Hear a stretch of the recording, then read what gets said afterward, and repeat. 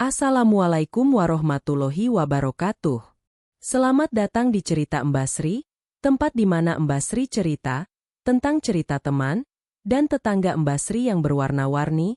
Jadi cari tempat ternyaman buat nyimak cerita Mbak Sri kali ini. Sebelum itu Mbak Sri minta tolong like dan subscribe channel Mbak Sri ini, dan jangan lupa nyalakan lonceng notifikasinya. Suara denting Sudip yang beradu dengan wajan menjadi musik pengiring pagi di kediaman Ibu Lastri. Sarah, dengan rambut yang diikat asal-usulnya dan daster batik yang sudah mulai pudar warnanya, tampak cekatan menyiapkan sarapan. Aroma nasi goreng mentega memenuhi dapur, namun tak sedikit pun mampu mengharumkan suasana hati penghuni rumah lainnya. Sarah, berapa kali Ibu bilang, kalau masak itu jangan pelit bumbu. Ini nasi goreng atau nasi putih dikasih warna? Hambar. Suara melengking Ibu Lastri memecah keheningan pagi. Ia duduk di meja makan sembari mengelap kacamata emasnya, seolah sedang menginspeksi makanan di Hotel Bintang 5. Sarah hanya tersenyum tipis, sebuah senyuman yang sudah ia latih selama 2 tahun pernikahannya dengan Andi. Iya, Bu. Tadi Sarah kurangi garamnya karena Ibu bilang kemarin tensinya sedang tinggi. Alasan saja kamu. Bilang saja mau irit supaya sisa uang belanja bisa kamu kantongi sendiri, kan?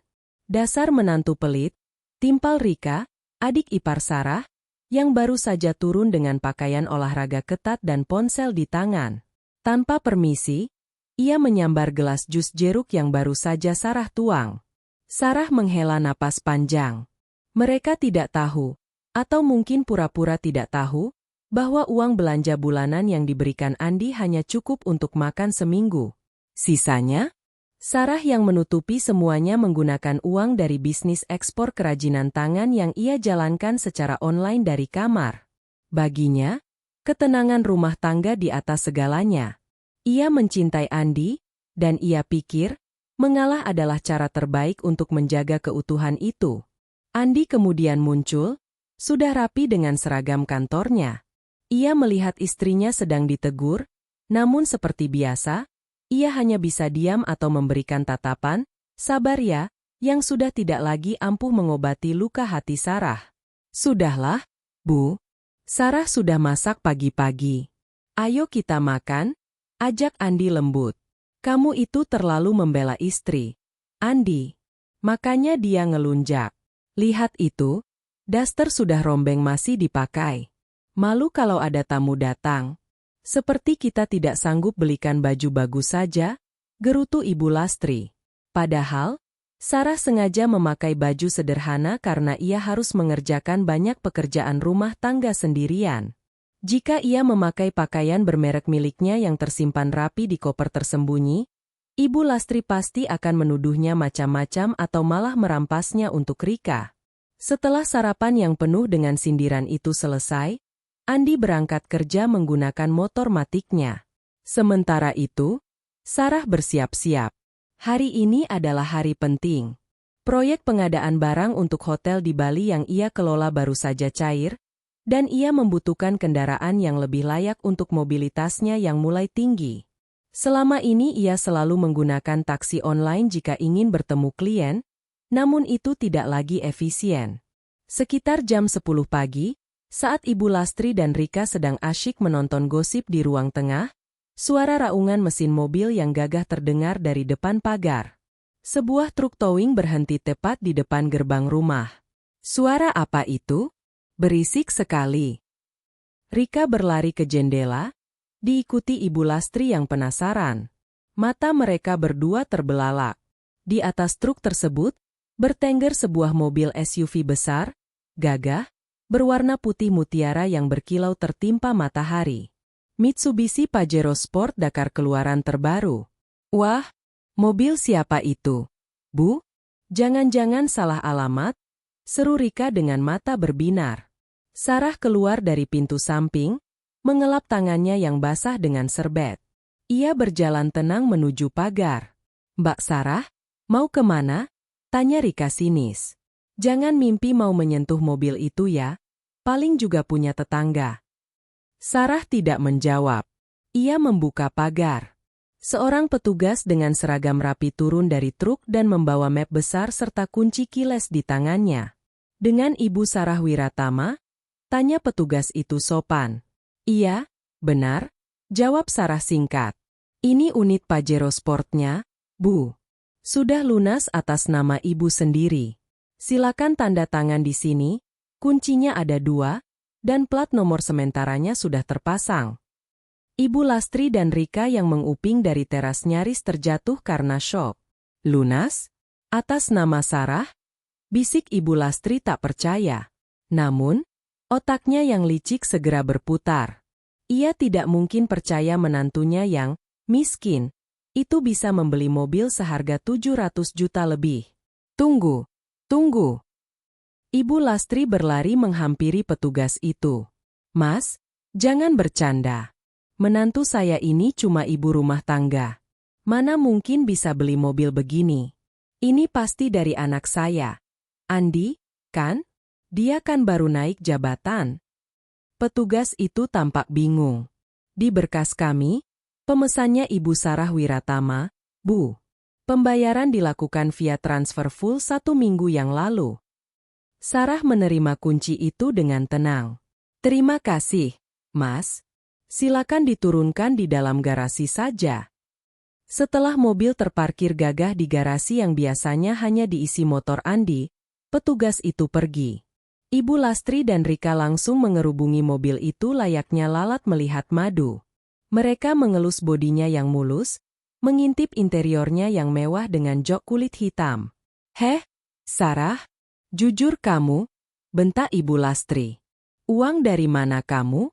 Kamu simpanan orang kaya, ya? Atau kamu pakai uang tabungan Andi diam-diam?" Sarah menatap mertuanya datar. "Itu hasil kerja keras saya sendiri, Bu. Saya butuh mobil ini untuk urusan pekerjaan." "Halah, kerja keras apa? Masak nasi goreng saja hambar." Rika mencibir, meski tangannya sibuk bersuah foto di depan kaca mobil. "Paling ini mobil sewaan buat pamer, kan? Atau jangan-jangan Andi sengaja pakai nama kamu supaya dia tidak kena pajak progresif?" "Iya, pasti itu. Ini mobil Mas Andi." Ibu Lastri langsung setuju dengan teori Rika. "Benar. Mana mungkin kamu punya uang miliaran? Ini pasti bonus dari kantor Andi karena prestasinya yang hebat. Kamu cuma dijadikan nama saja. Jangan kepedean kamu, Sarah." Sarah hanya menghela napas. Ia malas berdebat. Ia masuk ke dalam rumah untuk mengambil tasnya, karena ada janji temu dengan supplier pukul 1 siang. Namun, baru saja ia masuk, ia mendengar suara klik dari arah garasi. Ibu Lastri telah merampas kunci yang diletakkan Sarah di meja ruang tamu tadi. "Ibu mau apa?" tanya Sarah kaget. "Ibu mau coba duduk di dalam mobil anak saya sendiri, kok. Dan ingat ya, mulai besok, jangan sembarangan pakai mobil ini. Kalau lecet sedikit saja, kamu tidak akan sanggup bayar servisnya. Biar Andi yang pegang kuncinya nanti sore." Sarah mengepalkan tangan di balik dasternya. Ia ingin berteriak bahwa itu adalah hasil keringatnya sendiri, namun ia teringat pesan ayahnya, Pak Broto. Biarkan orang lain memperlihatkan warna aslinya saat mereka merasa di atas. "Sarah, disitulah kamu akan tahu siapa yang tulus dan siapa yang rakus." "Terserah ibu saja," ujar Sarah pelan. Ibu Lastri tertawa penuh kemenangan. Ia segera masuk ke kursi penumpang depan, sementara Rika duduk di kursi kemudi, meski ia tidak bisa menyetir. Mereka mulai berfoto ria. Ibu Lastri segera membuka ponselnya, masuk ke grup WhatsApp keluarga besar Haji Mansur, dan mengunggah foto dirinya di dalam mobil Pajero tersebut dengan caption, "Alhamdulillah, berkah anak soleh. Hadiah mobil baru dari Andi untuk ibunya." Memang kalau anak sukses, yang bahagia itu orang tua, bukan cuma istri yang numpang hidup. Sarah yang melihat notifikasi di ponselnya hanya bisa tersenyum getir. Ia membiarkan drama ini dimulai. Ia tidak tahu bahwa kesabarannya hari ini adalah awal dari badai besar yang akan menghancurkan kesombongan mertuanya dalam beberapa hari ke depan. Sore itu, Sarah mengirim pesan singkat kepada ayahnya, Pak Broto. Ayah, sepertinya ayah benar. Mereka tidak melihatku, mereka hanya melihat harta. Bisakah ayah mampir ke sini lusa? Ada sesuatu yang ingin kutunjukkan. Di seberang sana, seorang pria tua yang sedang duduk di kursi kebesaran sebuah gedung pencakar langit tersenyum dingin. Tentu, putriku. Ayah akan datang dengan kejutan yang tak akan mereka lupakan. Cahaya matahari pagi yang memantul di bodi mobil Pajero Sport putih di garasi seolah menjadi lampu sorot bagi panggung sandiwara Ibu Lastri. Sejak pukul 6 pagi, wanita itu sudah sibuk di halaman depan. Bukan untuk menyapu atau menyiram tanaman, melainkan mondar-mandir di samping mobil baru itu dengan kain lap di tangan, memastikan setiap tetangga yang lewat melihat keberadaannya. Bu Lastri, mobil baru ya? Waduh, gagah benar, seru Bu Tejo, tetangga sebelah yang memang dikenal sebagai humas berjalan di kompleks tersebut. Ibu Lastri sengaja mengeraskan suaranya, sambil sesekali membetulkan letak daster sutranya yang ia anggap paling mewah. Iya, Bu Tejo. Biasalah, anak lanang saya, si Andi. Katanya nggak tega lihat ibunya kalau pergi pengajian harus naik taksi terus. Jadi dia kasih kejutan ini. Katanya, Bu, ini buat ibu pamer di pengajian. Sarah yang sedang menyapu teras hanya bisa terdiam. Ia mendengar dengan jelas setiap kata yang keluar dari mulut mertuanya. Hadiah dari Andi? Andi bahkan belum melihat mobil itu secara langsung karena kemarin pulang larut malam saat semua orang sudah tidur. Bagaimana mungkin mertuanya bisa mengklaim seberani itu? Wah, hebat ya si Andi. Padahal baru beberapa tahun kerja sudah bisa beli Pajero Cash. Pasti bonusnya miliaran, puji Bu Tejo dengan nada iri yang kental. Ya begitulah kalau anak berbakti sama orang tua, Bu. Rezekinya lancar, mengalir deras seperti air terjun. Beda kalau punya istri yang cuma tahu dandan dan menghabiskan uang, pasti rezekinya seret, sindir Ibu Lastri sambil melirik sinis ke arah Sarah yang tetap tekun menyapu. Bu Tejo ikut melirik Sarah, lalu berbisik yang masih bisa didengar. Tapi kok atas nama menantu ibu? Kemarin saya dengar petugasnya tanya nama Sarah. Ibu Lastri tertawa renyah, meski matanya berkilat marah. Halah, itu cuma trik pajak, Bu Tejo. Biar pajaknya nggak progresif kalau pakai nama Andi. Biasalah, orang kantoran kan pintar kalau soal begitu. Tapi kuncinya, ya tetap saya yang pegang. Setelah Bu Tejo pergi, Ibu Lastri segera menghampiri Sarah. Kamu dengar ya, Sarah? Jangan coba-coba buka mulut soal mobil ini ke tetangga. Kalau ada yang tanya, bilang saja ini punya Andi. Kalau kamu berani bilang ini punya kamu, Ibu tidak akan segan-segan mengusir kamu dari rumah ini.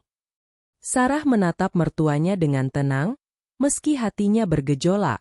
Tapi Bu, mobil itu memang saya beli untuk keperluan bisnis saya. Uangnya pun uang saya sendiri. Halah, bisnis apa? Jualan kerajinan kayu tidak jelas itu? Jangan mimpi. Paling itu uang tabungan Andi yang kamu curi sedikit demi sedikit. Sudahlah. Jangan banyak protes. Sekarang buatkan ibu kopi, lalu bersihkan bagian dalam mobil itu. Pastikan tidak ada debu sekecil apapun. Siang harinya, Andi pulang lebih awal untuk makan siang. Matanya membelalak melihat sebuah mobil mewah terparkir di garasinya. Ia masuk ke rumah dengan wajah penuh tanya. Bu, itu mobil siapa di depan? Tanya Andi saat melihat ibunya sedang asyik memotret interior mobil. Andi, sini, nak. Ibu Lastri menarik tangan anaknya. Lihat, mobil ini gagah sekali kan? Ibu sudah bilang ke semua orang kalau ini hadiah dari kamu. Kamu jangan malu-maluin ibu ya. Kalau ditanya teman kantor atau tetangga, bilang saja ini bonus dari bos kamu. Andi menggaruk kepalanya yang tidak gatal. Tapi Bu, Andi mana punya uang sebanyak itu? Gaji Andi saja cuma cukup buat cicilan rumah dan keperluan harian. SSST. Berisik kamu. Yang penting orang tahu kita kaya sekarang. Dan lagi pula, Sarah bilang dia yang beli. Mana mungkin dia punya uang? Pasti dia diam-diam pakai nama kamu buat kredit. Atau mungkin dia dapat warisan kecil yang dia sembunyikan. Pokoknya, mulai sekarang, ini mobil kamu, dan ibu yang berhak mengatur siapa yang boleh naik. Andi menoleh ke arah Sarah yang baru keluar dari dapur membawa nampan. Sarah, ini benar mobil kamu. Sarah mengangguk. Iya, Mas. Itu hasil tabunganku dari bisnis ekspor. Aku butuh mobil yang lebih tangguh karena bulan depan aku harus sering ke Jepara dan beberapa workshop di pelosok. Andi tampak bangga sekaligus minder. Wah, hebat kamu, sayang. Aku bahkan tidak tahu bisnismu sudah sebesar itu. Hebat apanya? Potong Ibu Lastri ketus. Paling juga kebetulan. Dan ingat ya Andi, kamu itu kepala rumah tangga. Harta istri adalah harta suami juga. Jadi, ibu mau hari Minggu besok kamu antar ibu arisan pakai mobil ini. Ibu sudah janji sama teman-teman ibu mau pamer. Tapi Bu, Sarah mungkin mau pakai mobil itu. Andi mencoba membela istrinya. Gak ada tapi-tapi. Sarah di rumah saja, urus cucian yang menumpuk. Lagi pula, kalau Sarah yang bawa, nanti dikira supir. Dia kan gayanya kampungan begitu, dasteran terus. Malu-maluin keluarga kalau dibawa ke acara sosialita ibu. Sore itu, Sarah duduk di pojok kamar, membuka laptopnya. Ia melihat notifikasi di media sosial. Rupanya, Rika, adik iparnya, juga tak mau ketinggalan. Rika mengunggah foto dirinya sedang duduk di kap mobil Pajero tersebut dengan pose ala model. Captionnya jauh lebih menyakitkan. New baby in the house. Thanks to my brother Andi_Pratama. Emang punya kakak sukses itu enak banget. Gak kayak Kak Ipar yang cuma bisa jadi benalu. Weekend ini kita jalan-jalan cantik ya. MA. Pajero Sport Rich Life Blessed. Komentar-komentar di bawahnya penuh dengan pujian dan sanjungan. Saudara-saudara jauh mereka pun ikut berkomentar, memuji Andi sebagai pahlawan keluarga, dan menyindir Sarah sebagai istri yang hanya beruntung dapat suami kaya. Sarah mematikan layar ponselnya. Ia mengambil sebuah kotak kecil dari dalam laci meja riasnya. Di dalamnya ada sebuah kartu nama berwarna hitam elegan dengan tulisan emas. Wiratama Group, Broto Wiratama, CEO. Ia menarik napas panjang. Selama ini ia menyembunyikan identitasnya sebagai putri tunggal salah satu orang terkaya di negeri ini, karena ia ingin membangun segalanya dari nol. Ia ingin dicintai Andi karena dirinya, bukan karena tahta ayahnya. Namun, melihat bagaimana ibu mertua dan adik iparnya memperlakukannya seperti sampah, Sarah sadar bahwa kerendah hatiannya justru menjadi senjata bagi orang lain untuk menginjak-injaknya. Tiba-tiba ponselnya bergetar. Sebuah panggilan masuk dari ayahnya. Halo, ayah? Sapa Sarah lembut. Bagaimana, Sarah? Mobilnya sudah sampai? Ayah harap kamu suka. Itu seri tertinggi yang ayah pilihkan khusus untukmu. Suara berat Pak Broto terdengar di seberang sana. Sudah. Ya, terima kasih banyak. Mobilnya sangat bagus. Tapi suaramu tidak terdengar senang. Ada apa? Apa keluarga suamimu itu berulah lagi?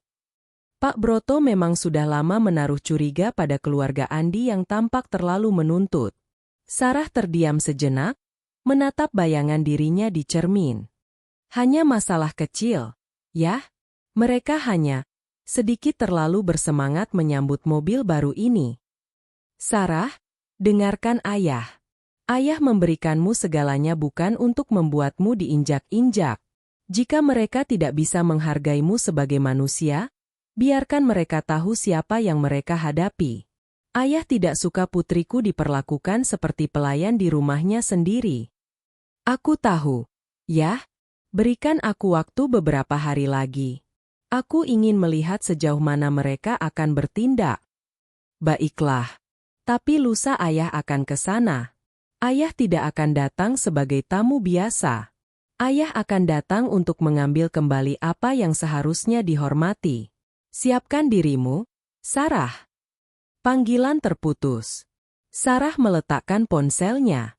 Di luar kamar, ia mendengar suara tawa Ibu Lastri dan Rika yang sedang merencanakan kemana saja mereka akan membawa mobil itu besok untuk pamer, tanpa sekalipun melibatkan atau meminta izin kepada sang pemilik asli. Ibu Lastri bahkan sudah merencanakan untuk meminjamkan mobil itu kepada pacar Rika agar mereka terlihat seperti keluarga terpandang. Ketamakan mereka mulai menutup mata dan logika. Mereka tidak tahu bahwa setiap tawa sombong yang mereka keluarkan hari ini adalah cicilan menuju kehancuran yang tak terbayangkan. Sarah tersenyum kecil. Silakan nikmati panggung kalian, selagi tirainya belum ditutup.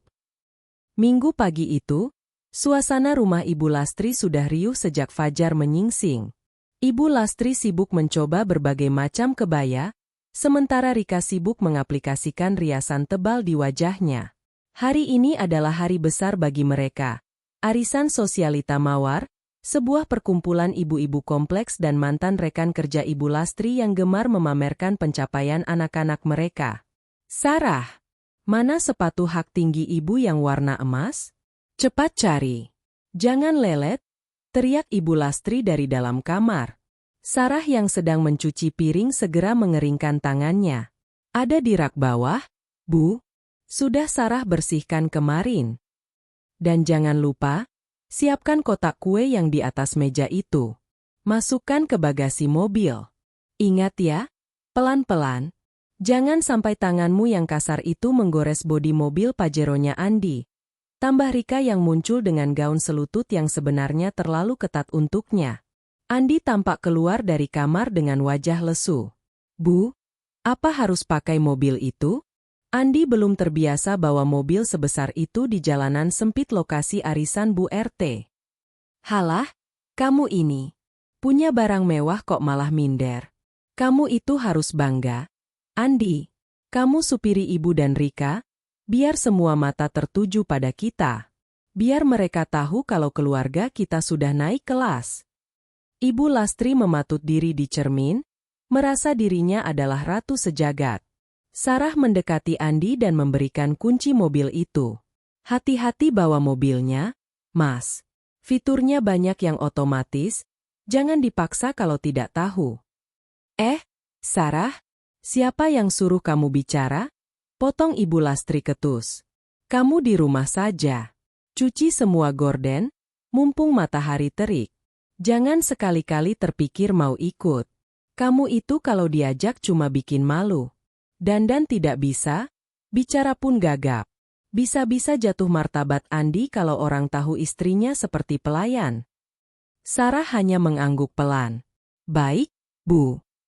Dalam hatinya, Sarah justru merasa lega tidak perlu ikut ke acara penuh kepalsuan itu. Namun, ia merasa kasihan pada Andi yang terus-menerus ditekan untuk mengikuti ambisi ibunya. Sesampainya di lokasi arisan, sebuah rumah mewah milik Bu RT yang juga gemar pamer, Ibu Lastri memastikan Andi memarkirkan Pajero itu tepat di depan pintu masuk, menghalangi pandangan ke mobil-mobil lain yang lebih kecil. Begitu pintu mobil terbuka otomatis, Ibu Lastri turun dengan gerakan yang dibuat anggun, meski sebenarnya agak kesulitan karena tubuhnya yang tambun. Rika menyusul di belakangnya dengan kacamata hitam bertengger di kepala. Aduh, Jeng Lastri. Mobil baru ya? Seru Bu Darmi, salah satu anggota arisan yang paling vokal. Ibu Lastri tersenyum lebar, senyum yang sangat dipaksakan agar terlihat berkelas. Iya, Jeng. Hadiah dari Andi. Katanya, Bu, masa Ibu naik mobil tua terus? Ini Andi belikan yang paling mahal. Wah, hebat sekali Andi. Pajero Sport Dakar Ultimate ya? Ini kan seri tertinggi. Harganya hampir 750 juta kalau tidak salah. Sahut Bu Tejo yang ikut mengerumuni mobil itu. Ah, itu kecil bagi Andi. Dia kan sekarang orang kepercayaan di perusahaannya, bual Ibu Lastri. Padahal, Ia tahu gaji Andi bahkan tak sampai 10 juta sebulan. Namun, di antara kerumunan itu, ada seorang wanita bernama Bu Widya. Ia adalah istri dari seorang pejabat dinas perhubungan dan anaknya bekerja di salah satu dealer mobil mewah. Bu Widya tampak memperhatikan plat nomor mobil tersebut dengan dahi berkerut. Jeng Lastri, plat nomornya cantik sekali ya? B1 Rial Saudi. Itu plat nomor pesanan khusus, loh. Biayanya bisa puluhan juta sendiri, ujar Bu Widya. Ibu Lastri gagap sejenak. Ia tidak tahu soal plat nomor itu. Oh, itu? Iya, Andi yang urus semuanya. Katanya biar spesial buat ibu. Tapi tunggu, Bu Widya mendekat, matanya yang tajam melihat stiker kecil di pojok kaca depan. Stiker bertuliskan, VVIP, Wiratama Group.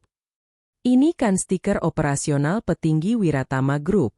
Apa Andi bekerja di sana sebagai direktur?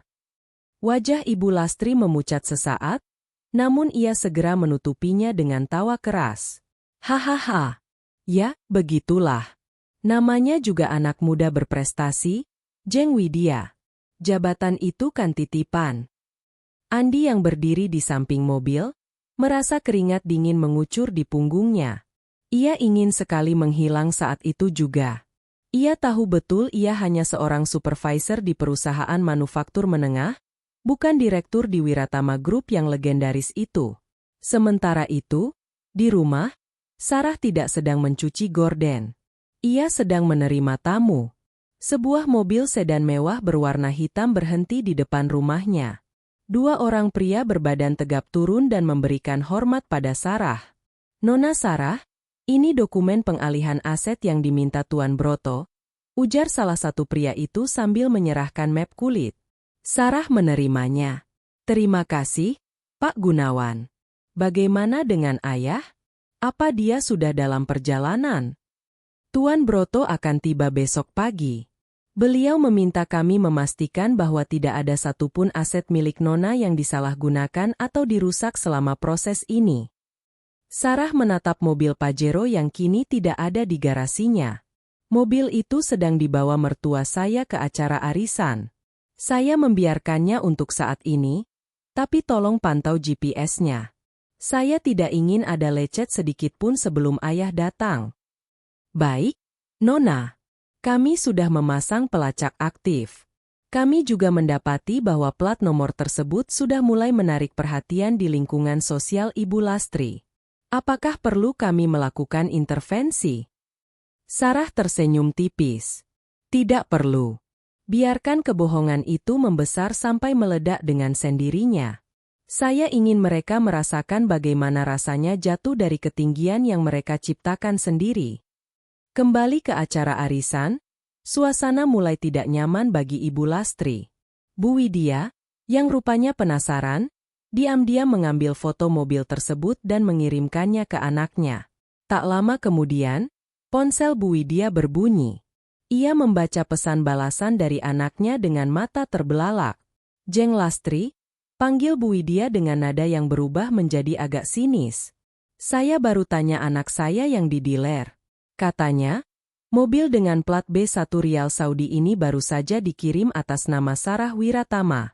Dan yang menarik, pembayarannya dilakukan secara tunai oleh kantor pusat Wiratama Group sebagai kendaraan pribadi putri pemilik perusahaan. Apa Sarah itu? Menantu Jeng? Dek! Jantung Ibu Lastri seolah berhenti berdetak. Para ibu-ibu lain langsung menoleh, menunggu jawaban. Ah, itu. Sarah itu kan cuma nama itu. Aduh, mungkin ada kesamaan nama saja? Jeng Widya. Di dunia ini kan nama Sarah banyak. Jawab Ibu Lastri terbata-bata. Tapi nama belakangnya Wiratama, Jeng. Sama dengan nama grup perusahaan besar itu.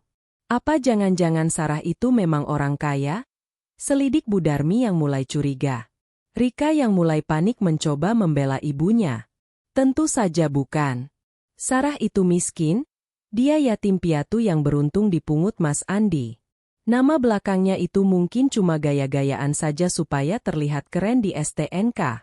Sudahlah, jangan bahas itu. Ayo kita makan, cateringnya sudah siapkan. Ibu Lastri segera mengalihkan pembicaraan, namun benih kecurigaan sudah tertanam. Sepanjang acara, ia tidak lagi bisa menikmati sanjungan. Ia merasa gelisah. Ia baru sadar bahwa ia sama sekali tidak tahu siapa sebenarnya latar belakang Sarah.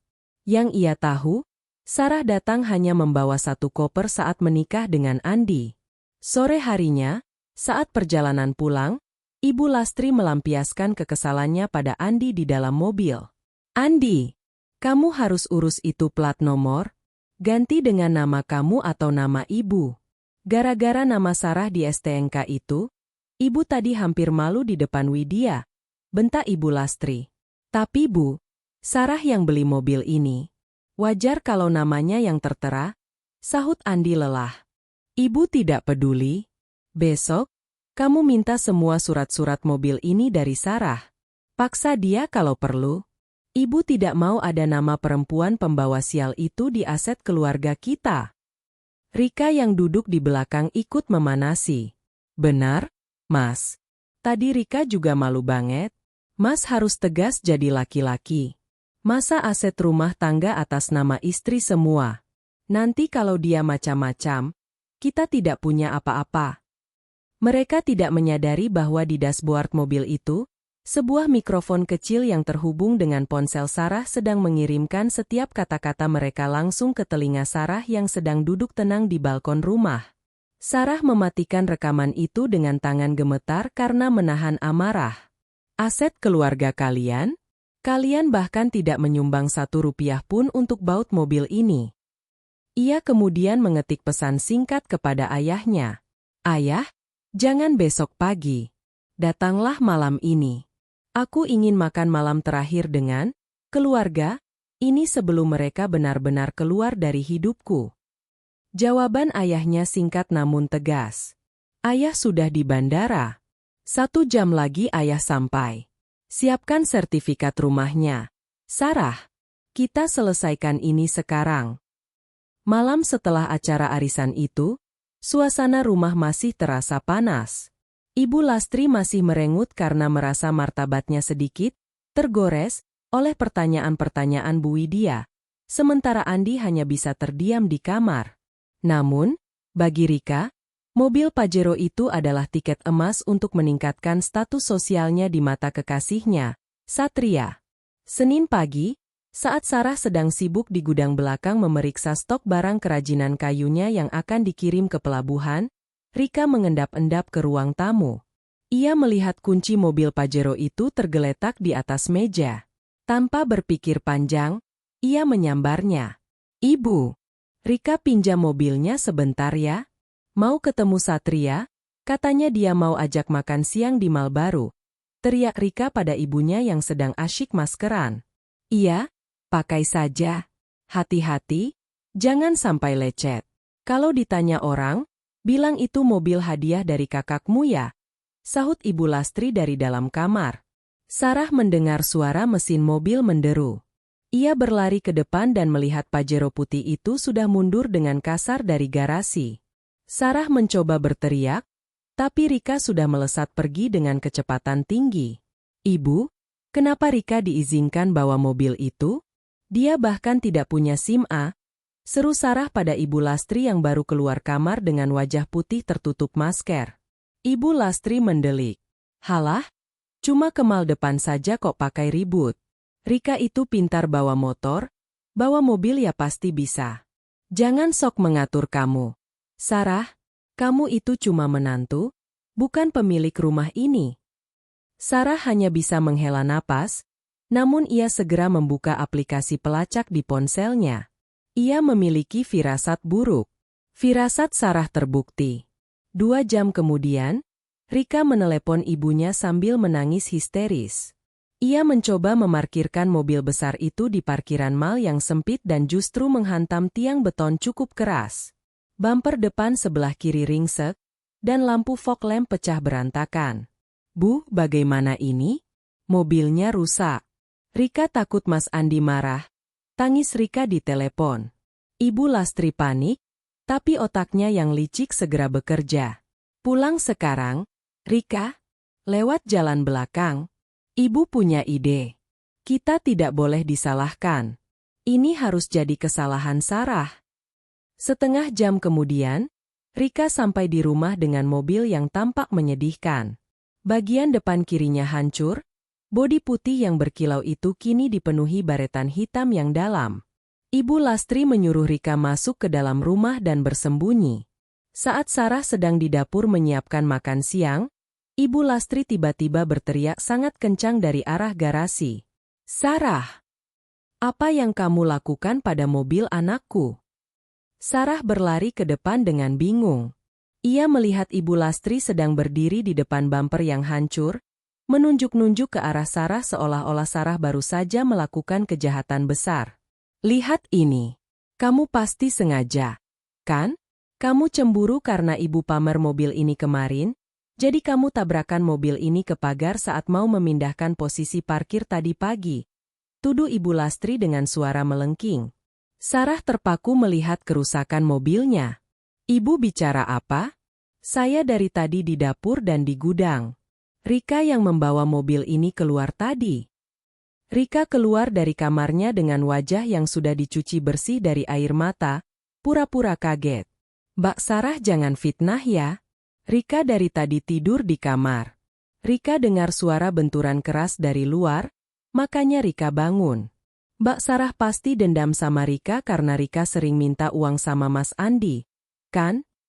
"Kalian keterlaluan," bisik Sarah. Suaranya bergetar bukan karena takut, tapi karena menahan amarah yang sudah diubun-ubun. Pukul 5 sore, Andi pulang kerja. Belum sempat ia melepas sepatu, Ibu Lastri sudah menyeretnya ke garasi. "Andi, lihat istrimu. Dia sudah merusak hadiah pemberianmu untuk ibu. Dia sengaja menabrakkan mobil ini karena dia iri kamu lebih sayang sama ibu dan Rika." Ibu Lastri mulai menangis buaya. Andi melihat kerusakan itu dan wajahnya memucat. Ia tahu biaya perbaikan mobil seperti ini tidak murah. "Sarah, benar kamu yang melakukannya? Kenapa tidak hati-hati?" "Mas, kamu lebih percaya mereka daripada istrimu sendiri?" tanya Sarah, matanya menatap tajam ke arah Andi. Mbak Sarah tadi memang kelihatan kesal banget pas ibu suruh cuci gorden. "Mas, mungkin dia lampiaskan ke mobil," tambah Rika dengan wajah polos yang memuakkan. Andi menghela napas berat. "Sarah, aku kecewa sama kamu. Aku sudah kerja keras, tapi kamu malah tidak bisa menjaga barang berharga kita. Sekarang, kamu harus ganti rugi. Pakai uang tabungan bisnismu itu untuk betulkan mobil ini. Dan minta maaf sama ibu sekarang." Ibu Lastri tersenyum kemenangan di balik punggung Andi. "Bukan cuma minta maaf, Andi. Dia harus bayar kompensasi karena sudah bikin ibu stres. Dan mulai hari ini, dia dilarang menyentuh kunci mobil ini lagi." Sarah tertawa. Sebuah tawa yang dingin dan membuat bulu kuduk Andi merinding. "Ganti rugi? Minta maaf?" Sarah melangkah maju. "Mas Andi, Ibu, dan Rika. Kalian benar-benar keluarga yang luar biasa dalam bersandiwara." Sarah mengeluarkan ponselnya dan menekan sebuah tombol. "Kalian lupa satu hal. Mobil ini dilengkapi dengan kamera dashcam 360 derajat yang terhubung langsung ke penyimpanan awan, cloud, milik saya. Setiap detik perjalanan Rika tadi, mulai dari dia mengambil kunci di meja, menjemput pacarnya yang bernama Satria, sampai dia menghantam tiang di mal, semuanya terekam jelas. Lengkap dengan suara kalian berdua yang merencanakan fitnah ini di garasi tadi." Wajah Ibu Lastri dan Rika seketika berubah pucat pasi, seputih bodi mobil yang rusak itu. "Apa? Rekaman?" Suara Rika mencicit. Sarah menunjukkan layar ponselnya. Di sana terlihat video jelas Rika sedang menyetir sambil bermain ponsel sebelum akhirnya menabrak tiang. Juga ada rekaman suara Ibu Lastri yang menyuruh Rika menyalahkan Sarah. Andi terpaku. Ia menatap ibunya dengan rasa malu yang luar biasa. "Bu, Rika, kenapa kalian bohong padaku?" "Itu, ibu cuma mau melindungi adikmu, Andi." Rika kan masih muda. Dia takut. Ibu Lastri mencoba membela diri. Melindungi Rika dengan cara menginjak saya, potong Sarah tajam. Sudah cukup. Saya sudah cukup sabar tinggal di rumah ini, diperlakukan seperti pembantu, dan difitnah seperti penjahat. Tiba-tiba, suara deru mesin beberapa mobil mewah terdengar dari arah jalan depan. 2 mobil Land Cruiser hitam berhenti tepat di depan gerbang, mengapit sebuah Rolls-Royce berwarna hitam legam. Pintu gerbang yang biasanya digembok, tiba-tiba terbuka paksa oleh beberapa pria berseragam safari hitam. Seorang pria tua dengan rambut perak yang tertata rapi, mengenakan setelan jas seharga ratusan juta rupiah, turun dari mobil Rolls-Royce. Langkah kakinya terdengar mantap di atas aspal. Di belakangnya, 2 orang pria membawa koper besi dan beberapa map dokumen. Itu adalah Pak Broto Wiratama, ayah Sarah. Ibu Lastri yang belum sadar siapa yang datang, langsung berkacak pinggang. Heh, siapa kalian main masuk rumah orang? Mau maling ya? Pergi tidak? Atau saya panggil polisi? Pak Broto berhenti tepat di depan Ibu Lastri. Ia menatap wanita itu dengan pandangan menghina yang sangat dalam. Ia kemudian beralih menatap Sarah yang matanya mulai berkaca-kaca. Putriku, apa ini yang kamu sebut masalah kecil? Tanya Pak Broto dengan suara bariton yang menggelegar. Andi yang mengenal wajah itu dari majalah ekonomi dan berita televisi, nyaris terjatuh lemas. Pepa, Pak Broto Wiratama. Pak Broto tidak menghiraukan Andi. Ia melihat ke arah Pajero yang ringsek. Berani-beraninya kalian merusak barang pemberianku untuk anakku. Dan lebih berani lagi kalian menuduh putri tunggal keluarga Wiratama sebagai perusak. Ibu Lastri ternganga. Anak? Putri tunggal? Sarah. Pak Broto memberikan isyarat pada asistennya. Gunawan, bacakan status aset rumah ini dan semua isinya. Pria bernama Gunawan itu membuka map. Rumah di Jalan Melati nomor 12 ini, dibeli atas nama Sarah Wiratama pada tahun 2022 sebagai hadiah pernikahan. Seluruh perabotan, renovasi, dan tagihan listrik selama 2 tahun terakhir dibayar melalui rekening perusahaan Wiratama Group atas instruksi Nona Sarah. Dengan kata lain, Ibu Lastri dan Saudari Rika hanya berstatus sebagai penumpang cuma-cuma atas kebaikan hati Nona Sarah. Dunia seolah runtuh bagi Ibu Lastri. Semua kesombongannya selama ini ternyata dibangun di atas tanah milik orang yang paling ia benci. Sekarang, Pak Broto menatap tajam ke arah Ibu Lastri dan Rika yang mulai gemetar. Kalian tidak hanya merusak mobil itu, tapi kalian sudah merusak kehormatan putriku. Saya tidak akan membiarkan kalian tinggal 1 detik pun lagi di sini. Tapi Pak, ini rumah anak saya Andi. Teriak Ibu Lastri putus asa. Anakmu? Pak Broto tersenyum sinis. Andi, katakan pada ibumu. Siapa yang membayar uang muka rumah ini? Siapa yang melunasi cicilannya setiap bulan saat gajimu habis untuk memenuhi gaya hidup ibumu? Andi menunduk dalam. Air mata penyesalan mulai jatuh. Sarah, Bu, semuanya Sarah. Sarah maju selangkah, menatap mertuanya dengan dingin.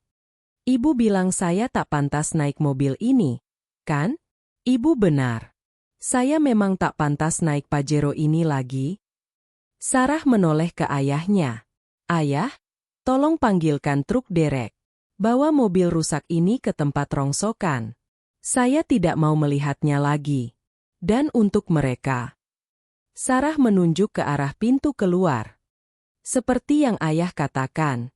Usir mereka sekarang. Saya ingin rumah ini bersih dari benalu sebelum matahari terbenam.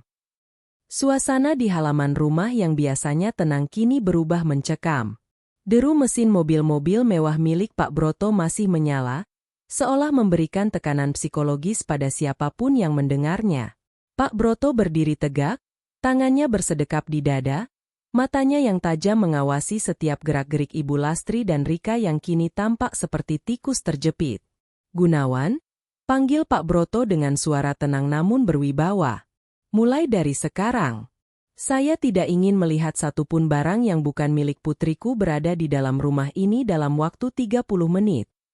Baik, Tuan, jawab Gunawan patuh.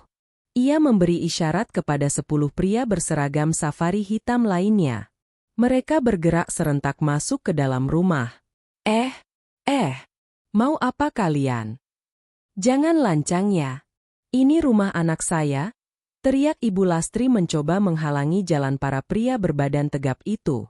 Namun, satu tatapan dingin dari Pak Broto membuat suaranya tercekat di tenggorokan. Rumah anakmu. Pak Broto terkekeh, sebuah tawa yang merendahkan. Andi, jelaskan pada ibumu yang malang ini, sebelum aku sendiri yang menyeretnya ke jalur hukum atas dugaan penipuan dan perusakan properti. Andi tertunduk lesu. Wajahnya pucat pasi, keringat dingin membanjiri pelipisnya. Ia memandang ibunya dengan tatapan penuh penyesalan. Bu, tolong diamlah. Pak Broto benar. Rumah ini, sertifikatnya memang atas nama Sarah. Selama ini Sarah yang membayar semuanya. Andi hanya menumpang nama di depan ibu supaya ibu bangga pada Andi. Ibu Lastri terjajar ke belakang, bersandar pada pilar teras yang megah. Tapi kamu bilang kamu sukses. Andi, kamu bilang kamu baru saja beli rumah ini dari bonus kantor. Itu bohong, Bu. Andi terpaksa bohong karena ibu terus-menerus membandingkan Andi dengan anak tetangga. Sarah yang membiayai semuanya, bahkan uang yang sering Andi kasih ke ibu itu. Sebagian besar uang Sarah. Andi akhirnya meledakkan kejujurannya di bawah tekanan situasi. Mendengar itu, Rika yang tadi bersembunyi di balik punggung ibunya langsung lemas. Jadi, kita selama ini tinggal di rumah Mbak Sarah? Dan mobil itu? Mobil itu hadiah ulang tahun untukku dari ayah? Potong Sarah tajam. Ia melangkah mendekati Rika. Mobil yang kamu bawa pamer ke pacarmu, yang kamu tabrakan, dan yang kamu fitnahkan kepadaku. Kamu tahu berapa harga lampu yang kamu pecahkan itu? Gaji kakakmu selama 3 bulan pun tak akan cukup untuk membelinya. Di dalam rumah, suara hiruk-pikuk mulai terdengar. Para pengawal Pak Broto mulai mengeluarkan koper-koper berisi pakaian Ibu Lastri dan Rika. Tidak ada kata halus. Barang-barang itu diletakkan begitu saja di atas aspal jalanan, di luar pagar rumah. Jangan. Itu baju-baju mahal saya. Jerit Rika saat melihat tas-tas plastiknya dilempar keluar. Baju mahal. Sarah tersenyum sinis. Semua baju yang kamu pakai itu dibeli menggunakan kartu kredit yang tagihannya aku yang bayar tiap bulan.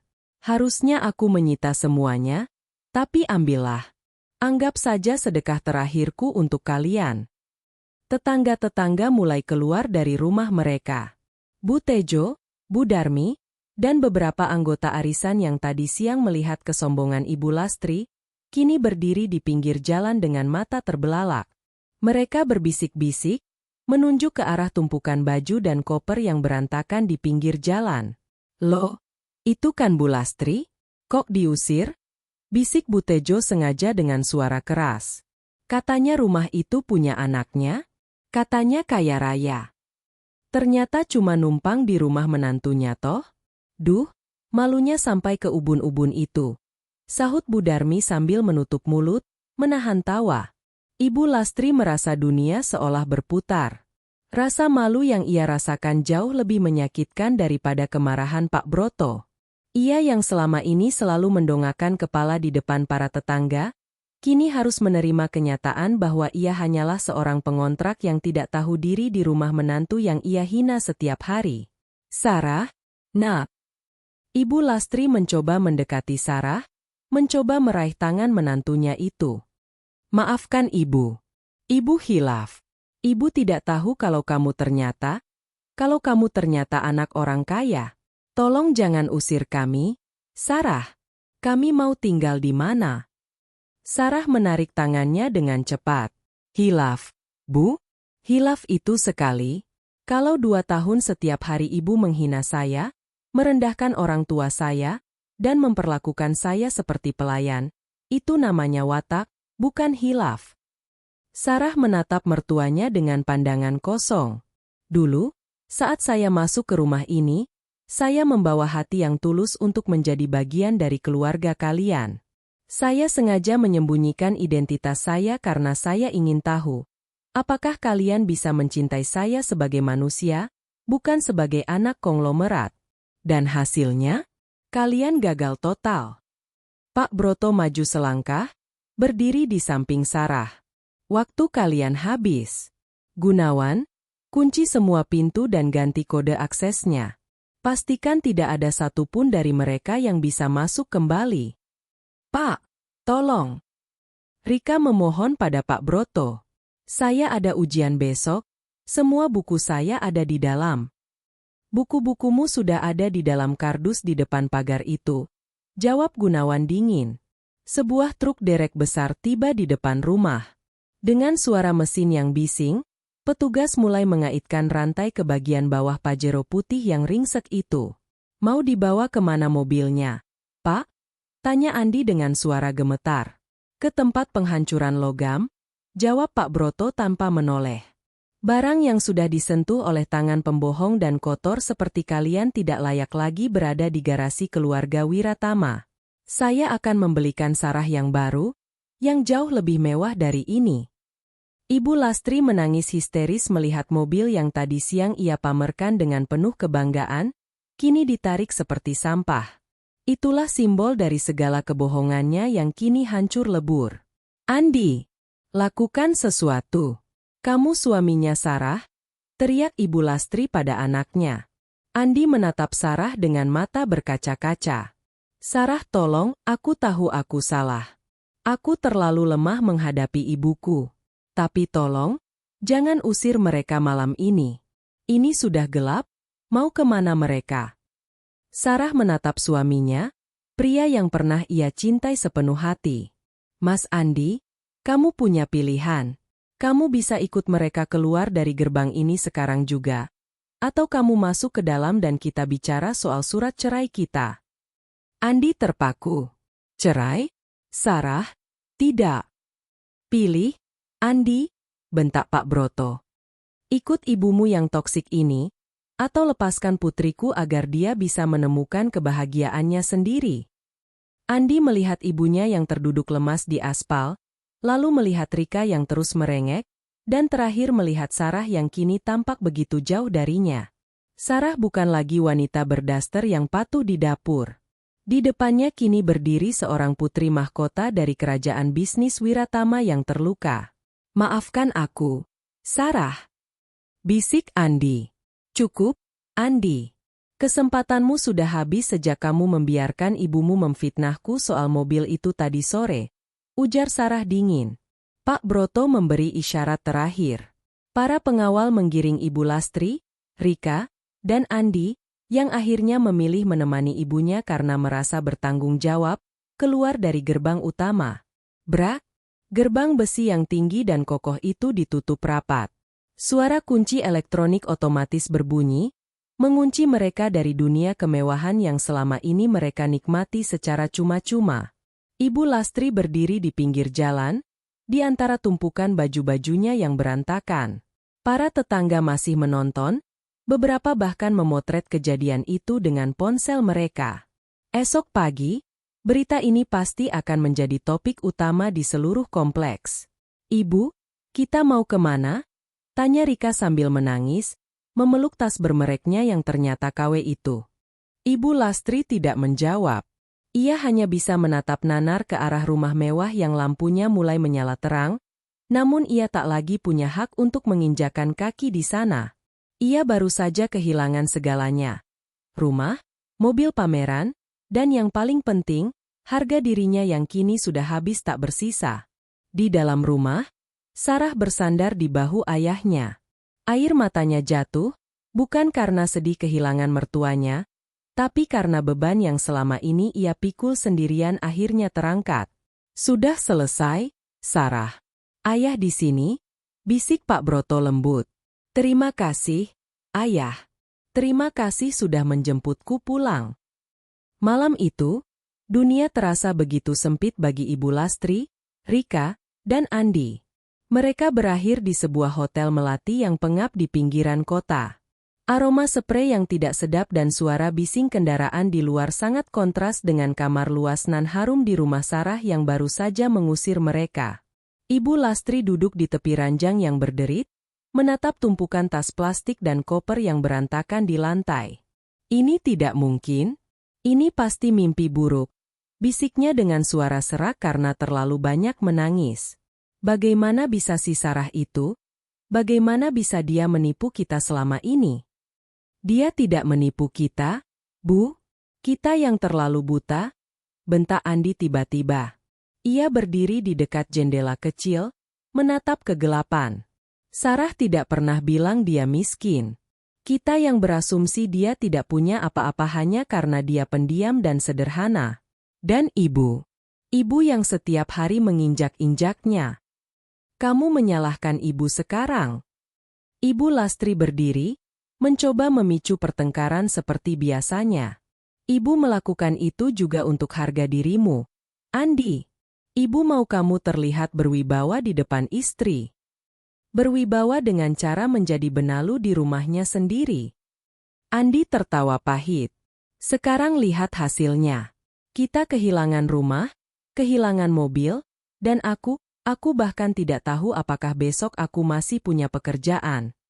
Keesokan paginya, Andi memaksakan diri berangkat ke kantor. Ia berharap setidaknya pekerjaan adalah satu-satunya hal yang tersisa untuk menyambung hidup. Namun, suasana di kantor terasa berbeda begitu ia melangkah masuk. Rekan-rekan kantornya, yang biasanya menyapanya dengan hormat, kini saling berbisik sambil melirik ke arahnya. Di meja kerjanya, sudah menunggu sebuah amplop coklat besar. Jantung Andi berdegup kencang. Belum sempat ia duduk, asisten manajer memanggilnya ke ruang pimpinan. Di dalam ruangan, Direktur Utama PT Maju Jaya, perusahaan tempat Andi bekerja, duduk dengan wajah tegang. Di sampingnya, berdiri seorang pria yang Andi kenali sebagai Pak Gunawan, asisten pribadi Pak Broto. Andi Pratama, sang direktur memulai dengan nada dingin. Saya baru saja menerima kunjungan dari perwakilan Wiratama Group. Mereka adalah pemegang saham utama sekaligus pemilik gedung yang kita tempati ini. Andi merasa lututnya lemas. Ia melirik Pak Gunawan yang hanya menatapnya dengan pandangan kosong.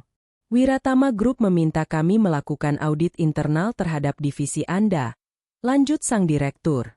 Dan kami menemukan bahwa selama setahun terakhir, ada beberapa kejanggalan dalam klaim biaya operasional yang Anda ajukan. Belum lagi masalah etika terkait penggunaan fasilitas perusahaan yang Anda pamerkan di media sosial, yang ternyata adalah milik pihak ketiga tanpa izin. Pak, saya bisa jelaskan? Andi mencoba membela diri. Tidak perlu, potong Pak Gunawan dengan suara tenang namun mematikan. Tuan Broto Wiratama secara khusus menitipkan pesan. Beliau tidak ingin ada orang dengan integritas rendah seperti Anda berada di dalam ekosistem bisnis Wiratama. Anda dipecat secara tidak hormat, efektif detik ini. Dan jangan harap Anda akan mendapatkan surat referensi dimanapun di negeri ini. Dunia Andi benar-benar gelap. Ia dipaksa mengosongkan mejanya saat itu juga. Saat ia berjalan keluar gedung membawa kardus berisi barang-barangnya, ia melihat sebuah mobil sedan mewah meluncur pelan di depannya. Kaca mobil itu terbuka. Di dalamnya duduk Sarah. Ia mengenakan kacamata hitam dan pakaian formal yang sangat elegan, jauh berbeda dari Sarah yang biasa memakai daster di dapur. Ia tampak bersinar, memancarkan aura otoritas yang selama ini ia sembunyikan. Sarah hanya menatap Andi sekilas, tanpa kebencian, namun juga tanpa belas kasihan. Itu adalah tatapan seorang asing kepada orang asing lainnya. Kaca mobil tertutup kembali, dan mobil itu melesat pergi, meninggalkan Andi yang berdiri mematung di trotoar di bawah terik matahari. Sementara itu, Ibu Lastri mencoba mencari perlindungan dari teman-teman arisannya. Ia menelepon Bu Darmi, berharap bisa meminjam uang atau setidaknya menumpang di rumahnya untuk sementara. Halo, Jeng Darmi. Ini saya, Lastri, Ucap Ibu Lastri dengan nada yang dibuat sedih. Oh, Jeng Lastri? Ada apa ya? Suara Bu Darmi di seberang sana terdengar dingin, jauh dari nada ramah yang biasanya. Begini, Jeng. Kemarin itu kan cuma salah paham. Saya sedang ada sedikit masalah di rumah. Kabel listriknya korsleting jadi harus diperbaiki total. Boleh saya menginap di rumah Jeng Darmi sehari 2 hari? Terdengar suara tawa renyah dari seberang telepon. Aduh, Jeng Lastri, jangan berbohong lagi lah. Video pengusiran Jeng sudah viral di grup WhatsApp kompleks. Semua orang sudah tahu kalau rumah itu punya menantu Jeng yang ternyata anak Sultan Wiratama. Aduh, Jeng sudah numpang, malah menginjak pemilik rumah. Kami semua malu punya teman seperti Jeng. Tapi Jeng, maaf ya, Jeng. Saya takut nanti kalau Jeng menginap di sini, Jeng malah mengaku-ngaku rumah saya ini hadiah dari anak Jeng lagi. Bye. Klik. Telepon ditutup. Ibu Lastri mencoba menelepon teman-temannya yang lain, namun hasilnya sama. Sebagian besar tidak mengangkat, dan yang mengangkat hanya ingin mengejeknya. Status sosial yang ia bangun dengan kebohongan hancur dalam semalam. Di sisi lain, Rika sedang menangis di pojok kamar hotel. Ia baru saja diputuskan oleh Satria, pacarnya yang kaya itu. Satria mengirim pesan singkat yang sangat menyakitkan. Gue pikir lo beneran orang kaya. Ternyata cuma parasit di rumah kakak ipar lo sendiri. Malu-maluin gue aja. Jangan cari gue lagi. Dan balikin jaket branded yang gue kasih. Gue mau kasih ke cewek lain yang gak halu kayak lo. Sore harinya, Andi kembali ke Hotel Melati dengan langkah gontai. Saat ia masuk ke kamar, ia melihat ibu dan adiknya sedang bertengkar berebut sisa makanan yang mereka beli tadi siang. Sudah, cukup, teriak Andi. Ia melempar kardus barang kantornya ke lantai. Aku dipecat. Perusahaan tidak mau menerima aku karena tekanan dari keluarga Sarah. Sekarang kita benar-benar tidak punya apa-apa. Ibu Lastri terdiam. Wajahnya yang tadinya penuh amarah kini berubah menjadi ketakutan yang nyata. Dipecat? Lalu bagaimana kita bayar hotel ini besok? Bagaimana kita makan? Itu urusan ibu dan Rika. Selama ini aku selalu menuruti apa kata ibu. Ibu minta pamer, aku turuti. Ibu menghina Sarah, aku diam saja. Sekarang rasakan hasilnya. Andi terduduk di lantai, menutupi wajahnya dengan kedua tangan, dan menangis terseduh-seduh. Penyesalan itu datang terlambat. Mereka baru menyadari bahwa Sarah bukan hanya sekadar menantu, tapi dialah pondasi yang selama ini menopang hidup mereka. Tanpa Sarah, mereka hanyalah sekumpulan orang yang tidak memiliki arah dan tujuan. Ibu Lastri melihat ke jendela, membayangkan kemewahan rumah yang baru saja ia tinggalkan. Ia teringat bagaimana ia melarang Sarah makan di meja yang sama, bagaimana ia menyuruh Sarah mencuci kakinya. Kini, ia bahkan tidak yakin apakah ia bisa makan esok hari. Kesombongan yang ia tanam, kini berbuah kemiskinan yang mencekik. Gedung Wiratama Tower berdiri megah di pusat distrik bisnis Jakarta. Dinding kacanya memantulkan cahaya matahari pagi dengan angkuh. Di lantai paling atas, di sebuah ruangan kantor yang luasnya setara dengan rumah yang dulu ia tinggali bersama Andi, Sarah berdiri menatap pemandangan kota. Ia tidak lagi memakai daster batik yang kusam. Pagi ini, Sarah mengenakan setelan blazer berwarna biru navy pesanan khusus yang membungkus tubuhnya dengan sempurna. Rambutnya yang biasa diikat asal kini tertata rapi dalam sanggul modern, dan riasan wajahnya yang natural namun tegas memancarkan aura otoritas yang tak terbantahkan. Nona Sarah, jadwal rapat dengan Dewan Direksi akan dimulai 10 menit lagi. Lapor seorang asisten pribadi yang berdiri sopan di ambang pintu. Sarah menoleh dan tersenyum tipis. Terima kasih, Maya. Pastikan laporan keuangan untuk proyek di Jepara sudah siap di meja. Saat Sarah melangkah keluar dari ruangannya, para staf di sepanjang koridor menunduk hormat. Mereka tidak melihat Sarah sebagai menantu yang teraniaya, melainkan sebagai pewaris tunggal Wiratama Group yang dikenal cerdas dan bertangan dingin dalam urusan bisnis. Selama 2 tahun terakhir, Sarah diam-diam menjalankan bisnis ekspornya dari balik layar, dan kini ia resmi mengambil alih posisi sebagai direktur operasional di perusahaan ayahnya. Di ruang rapat, Pak Broto duduk di kursi utama, menatap putrinya dengan bangga.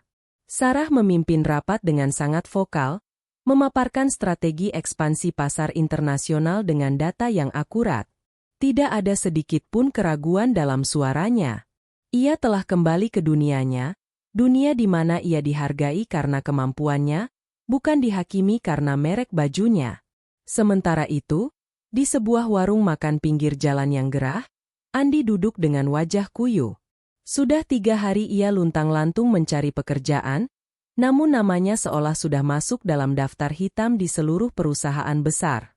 Di sampingnya, Ibu Lastri terus merengek sambil mengipasi wajahnya dengan sobekan kardus. "Andi, Ibu tidak tahan lagi tinggal di hotel sempit itu. Uang kita sudah hampir habis," keluh Ibu Lastri. "Kamu harus cari Sarah. Minta maaf padanya. Rayu dia. Bagaimanapun, kamu itu suaminya. Dia masih mencintaimu, Ibu yakin itu." "Bu, Sarah sudah mengusir kita. Dia bahkan tidak mau mengangkat teleponku," jawab Andi lelah. "Itu karena dia sedang emosi saja," timpal Rika yang sibuk memeriksa sisa bedaknya yang retak. "Mas Andi kan tahu, perempuan kalau lagi marah cuma butuh dibujuk. Mas datang ke kantornya, bawa bunga, atau berlutut di depannya. Kalau Sarah luluh, kita bisa kembali ke rumah itu. Ibu rindu kasur empuk dan AC-nya." Andi terdiam. Hati kecilnya merasa malu, namun keadaan ekonomi yang mendesak membuatnya kehilangan akal sehat. Ia teringat kenangan manisnya bersama Sarah sebelum ibunya mulai ikut campur terlalu dalam. Ia berpikir, mungkin jika ia berjanji akan berubah, Sarah akan memberinya kesempatan kedua. Sore harinya, Andi berdiri di lobi Wiratama Tower. Ia mengenakan kemeja terbaiknya yang mulai kusut. Ia mencoba masuk, namun dihadang oleh petugas keamanan yang bertubuh kekar. "Saya ingin bertemu dengan Ibu Sarah Wiratama." "Saya suaminya," ucap Andi dengan nada memohon. Petugas keamanan itu menatap Andi dari atas ke bawah dengan pandangan meremehkan. "Maaf, Pak. Ibu Sarah sedang rapat dan beliau berpesan tidak menerima tamu tanpa janji temu, terutama yang mengaku-ngaku sebagai keluarga." "Saya bukan mengaku-ngaku. Ini KTP saya, nama istri saya Sarah Wiratama," teriak Andi mulai frustrasi. Keributan kecil itu menarik perhatian orang-orang di lobi. Tak lama kemudian, Pak Gunawan, asisten Pak Broto, turun dari lift. Ia memberi isyarat agar petugas keamanan melepaskan Andi. "Biarkan dia masuk ke ruang tunggu tamu, tapi jangan biarkan dia naik ke atas," perintah Pak Gunawan. Andi dibawa ke sebuah ruang tunggu mewah berdinding kaca. Setengah jam berlalu, pintu terbuka. Bukan Sarah yang masuk, melainkan seorang pria berseragam pengacara yang membawa sebuah map hitam. "Selamat sore, Pak Andi. Saya pengacara keluarga Wiratama," ujar pria itu sambil duduk di depan Andi. "Mana Sarah? Saya mau bicara langsung dengan istri saya," tuntut Andi. "Ibu Sarah tidak bersedia menemui Anda. Beliau meminta saya untuk menyerahkan ini." Pria itu mengeluarkan selembar dokumen dari map. Mata Andi terbelalak membaca judul dokumen tersebut, "Gugatan cerai." "Tidak, saya tidak mau cerai. Saya mencintai Sarah." Suara Andi bergetar. "Cinta?" Sebuah suara dingin terdengar dari arah pintu. Sarah berdiri di sana, dikawal oleh 2 orang pengawal. Ia tidak masuk ke dalam ruangan, hanya berdiri di ambang pintu, menatap Andi seperti menatap debu di sepatunya. "Sarah, sayang, tolong dengarkan aku." Andi berlari menuju Sarah, namun segera dihalangi oleh pengawal. "Aku minta maaf. Ibu dan Rika juga menyesal. Tolong beri aku satu kesempatan lagi. Kita bisa mulai dari awal, tanpa campur tangan mereka." Sarah tertawa kecil, tawa yang menusuk jantung Andi. Mulai dari awal, Mas Andi, selama 2 tahun aku memberikanmu ribuan kesempatan. Setiap kali ibumu menghinaku dan kamu diam saja, itu adalah satu kesempatan yang terbuang. Setiap kali adikmu memanfaatkanku dan kamu pura-pura tidak tahu, itu kesempatan lainnya. Tapi aku suamimu, Sarah. Aku yang melindungimu. Melindungiku. Sarah melangkah maju 1 langkah, matanya berkilat tajam. Kamu bahkan tidak bisa melindungiku dari fitnah ibumu sendiri soal mobil itu. Kamu lebih memilih percaya pada kebohongan mereka daripada kejujuranku. Di mana posisimu sebagai suami saat itu? Andi terdiam, lidahnya keluh. Kamu datang ke sini bukan karena cinta, Andi. Kamu datang karena kamu baru sadar bahwa istri miskin yang kamu remehkan ternyata adalah kunci menuju kekayaan yang selama ini kamu impikan. Lanjut Sarah pedas.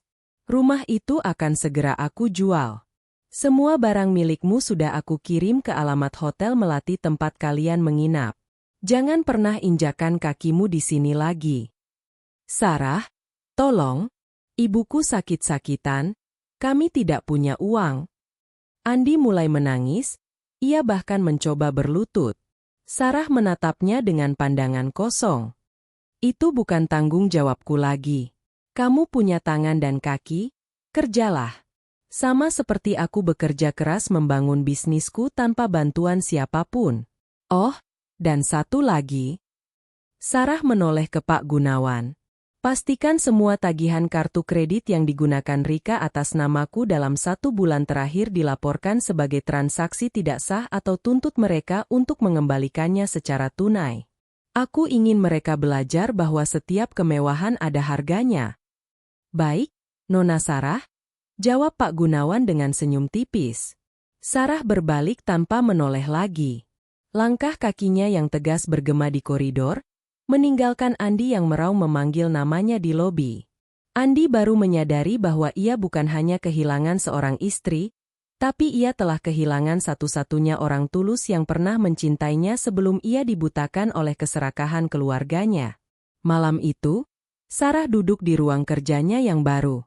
Ia mengambil sebuah foto pernikahan mereka yang ada di laci, lalu perlahan merobeknya menjadi 2. Ini baru permulaan, Mas Andi, bisik Sarah pada kegelapan. Kalian ingin pamer, kan? Aku akan tunjukkan pada kalian bagaimana rasanya pamer di atas kehancuran total. Kamar Hotel Melati itu kini beraroma pengap, perpaduan antara bau lembab dan mie instan yang diseduh di dalam gelas plastik. Rika duduk di sudut tempat tidur, menatap layar ponselnya yang retak. Ia tidak bisa menerima kenyataan bahwa ia kini menjadi gelandangan elit. Baginya, ini semua adalah kesalahan Sarah. Jika saja Sarah tetap menjadi menantu yang penurut, ia tidak akan kehilangan kemewahan hidupnya. Ibu, kita tidak bisa diam saja, ujar Rika sambil memoleskan sedikit sisa bedak yang masih ada untuk menutupi wajahnya yang pucat. Sarah harus merasakan apa yang kita rasakan. Dia sudah menghancurkan hidup kita. Sekarang kita hancurkan nama baiknya. Ibu Lastri yang sedang berbaring lemas dengan kompres di dahi menoleh. Bagaimana caranya? Rika? Dia punya pengacara, punya uang. Kita punya apa?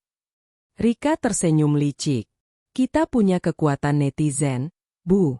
Orang Indonesia itu paling benci melihat orang kaya yang menindas rakyat kecil.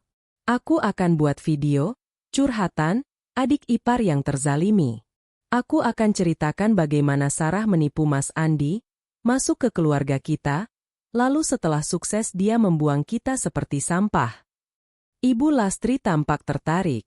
Apa itu tidak berbahaya? Tidak, Bu. Kita buat seolah-olah kita ini korban. Lihat saja, sebentar lagi Sarah Wiratama akan jadi musuh publik nomor 1. Rika mulai mengatur pencahayaan di kamar hotel yang minim itu agar terlihat lebih dramatis dan menyedihkan. Ia sengaja mengacak-acak rambutnya dan meminta ibunya duduk di latar belakang sambil pura-pura batuk dan menangis. 1 jam kemudian, Sebuah video diunggah ke TikTok dan Instagram dengan caption yang sangat provokatif. Tolong viralkan. Keadilan untuk ibu tua yang diusir menantunya sendiri. Ternyata harta bisa mengubah hati manusia menjadi iblis. Kami dibuang di jalanan hanya karena kami tidak sekaya dia. Keadilan untuk ibu menantu durhaka Sarah Wiratama Group. Dalam video tersebut, Rika menangis terseduh-seduh. Ia bercerita dengan narasi yang sudah dipelintir habis-habisan. Mbak Sarah, kalau Mbak nonton ini, kenapa Mbak setega itu? Ibu sakit-sakitan, tapi Mbak usir dari rumah yang selama ini kami rawat bersama Mas Andi. Hanya karena Mbak sekarang jadi orang besar di Wiratama Group, Mbak lupa siapa yang menemani Mbak saat masih susah? Mbak bahkan memfitnah saya merusak mobil. Padahal itu semua akal-akalan Mbak supaya punya alasan mengusir kami. Tolong netizen, bantu kami mendapatkan hak kami kembali. Video itu meledak. Dalam waktu 3 jam, sudah dibagikan ribuan kali. Komentar-komentar awal penuh dengan hujatan untuk Sarah. Netizen yang tidak tahu duduk perkaranya mulai menyerang akun media sosial Wiratama Group. Wah, cantik-cantik ternyata hatinya busuk, tulis seorang netizen. Wiratama Group kok mempekerjakan orang yang tidak berbakti pada mertua? Boykot? Sahut yang lain. Ibu Lastri dan Rika bersorak kegirangan melihat notifikasi yang terus bertubi-tubi. Mereka merasa di atas angin. Mereka yakin Sarah akan segera datang memohon maaf agar mereka menghapus video itu. Di lantai 50 Wiratama Tower, suasana justru sangat tenang.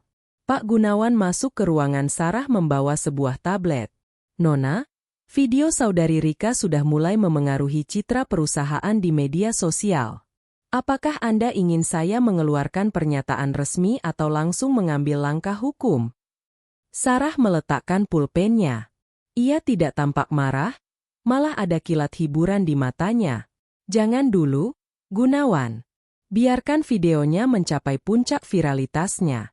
Semakin tinggi mereka terbang dengan kebohongannya, semakin keras mereka akan jatuh. Tapi Nona, beberapa klien mulai bertanya-tanya, ujar Gunawan khawatir. Klien kita adalah orang-orang pintar, mereka tidak akan percaya narasi tanpa bukti.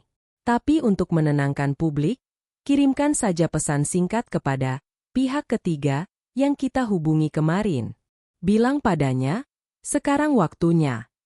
Pihak ketiga yang dimaksud Sarah adalah Bu Widya, istri pejabat yang hadir di acara arisan, dan juga admin grup WhatsApp perumahan elit tersebut. 2 jam kemudian, sebuah akun anonim dengan nama Keadilan yang Nyata mulai mengunggah balasan di kolom komentar video Rika. Tidak tanggung-tanggung, akun tersebut mengunggah rangkaian bukti yang telak. Video CCTV, rekaman saat Ibu Lastri dan Rika memaki Sarah di dapur sementara Sarah sedang melayani mereka layaknya pembantu. Dashcam Pajero, rekaman video saat Rika menabrak tiang beton di mal sambil tertawa-tawa dengan pacarnya, diikuti suara Rika yang berkata, "Tenang aja, Satria. Nanti kita salahin si Sarah aja, Mas Andi pasti percaya sama gue." Rekaman suara, percakapan Ibu Lastri di telepon yang mengaku-ngaku pada teman arisannya bahwa mobil dan rumah itu adalah hadiah dari Andi, padahal ia tahu itu milik Sarah. Bukti transfer. Screenshot pembayaran tagihan kartu kredit Rika dan biaya hidup Ibu Lastri yang semuanya didebit dari rekening pribadi Sarah selama 2 tahun. Terakhir, sebuah akun terverifikasi milik Bu Widya berkomentar, "Saya saksi mata saat Ibu Lastri menyombongkan mobil itu di arisan sebagai milik anaknya. Ternyata dia menumpang hidup di ketiak menantunya yang dia hina tiap hari. Malu-maluin." Dalam sekejap, arus balik terjadi. Netizen Indonesia yang tadinya bersimpati pada Rika, kini berubah menjadi detektif yang sangat kejam. Mereka mulai membongkar gaya hidup Rika yang sering pamer barang mewah di media sosial, yang ternyata semuanya dibiayai oleh Sarah. Hujatan yang diterima Rika jauh lebih besar dari yang ia bayangkan. Akun media sosialnya dibanjiri ribuan komentar pedas. "Wah, aktingnya bagus ya. Cocok jadi pemeran antagonis di sinetron Azab." Muka tembok. Sudah dibiayai hidup, merusak mobil, memfitnah, sekarang sok jadi korban. Kasihan kakaknya, punya adik sama ibu modelan begini. Pantas saja diusir. Kalau saya jadi Sarah sudah saya laporkan polisi. Ketakutan mulai melanda Rika. Ia mencoba menghapus video tersebut, namun semuanya sudah terlambat. Video itu sudah di-download dan diunggah ulang oleh ribuan akun berita gosip. Ponsel Rika terus berdering. Kali ini bukan dari netizen, melainkan dari nomor tidak dikenal. Halo? Suara Rika bergetar. Ini dari firma hukum Wiratama Partners. Suara pria di seberang sana terdengar sangat dingin. Kami baru saja mendaftarkan laporan kepolisian atas nama klien kami, Ibu Sarah Wiratama, terkait dugaan pencemaran nama baik, penyebaran berita bohong, UU ITE, dan tindakan penipuan. Silakan tunggu surat panggilannya besok pagi. Prang! Ponsel Rika jatuh ke lantai hotel yang dingin. Wajahnya pucat pasi, tubuhnya gemetar hebat. Ibu! Ibu! Rika tergagap, air matanya kini benar-benar jatuh karena takut, bukan karena akting. Polisi akan menangkap kita. Ibu Lastri yang mendengar itu langsung sesak napas. Apa? Polisi? Rika, kamu bilang cara ini aman. Kamu bilang Sarah akan menyerah. Aku tidak tahu dia punya rekaman semuanya, Bu. Aku lupa kalau mobil itu ada kameranya. Teriak Rika frustrasi. Malam itu, mereka tidak bisa tidur. Setiap kali mendengar suara sirene di jalanan, mereka terlonjak ketakutan, mengira itu adalah polisi yang datang menjemput mereka. Di dalam kamar sempit itu, mereka baru benar-benar merasakan bahwa melawan Sarah bukan hanya melawan seorang wanita, tapi melawan sebuah tembok kekuasaan yang tak bisa ditembus oleh kebohongan murahan. Sarah, di sisi lain, sedang menikmati teh hangat di balkon rumahnya. Ia melihat ke langit malam dengan perasaan lega. Kebenaran tidak perlu berteriak, ia hanya perlu waktu untuk menunjukkan dirinya sendiri. Pagi hari di kantor kepolisian terasa begitu dingin bagi Andi, Ibu Lastri, dan Rika. Mereka duduk di bangku kayu panjang di lorong ruang pemeriksaan, menunggu giliran untuk dimintai keterangan terkait laporan pencemaran nama baik dan perusakan barang. Ibu Lastri terus menutupi wajahnya dengan selendang, takut jika ada orang yang mengenalnya dan mengambil foto. Andi, kamu harus lakukan sesuatu. Ibu tidak mau masuk penjara. Ibu sudah tua, bisa mati kalau harus tidur di ubin sel. Isak Ibu Lastri. Suaranya kini terdengar sangat kecil, hilang sudah nada melengking yang biasa ia gunakan untuk membentak Sarah. Andi hanya bisa menatap lantai dengan mata merah. Ia merasa gagal total sebagai laki-laki. Aku sedang mencoba menghubungi pengacara Sarah, Bu. Tapi mereka hanya mau bicara kalau kita setuju dengan syarat yang Sarah berikan. Syarat apapun, Andi.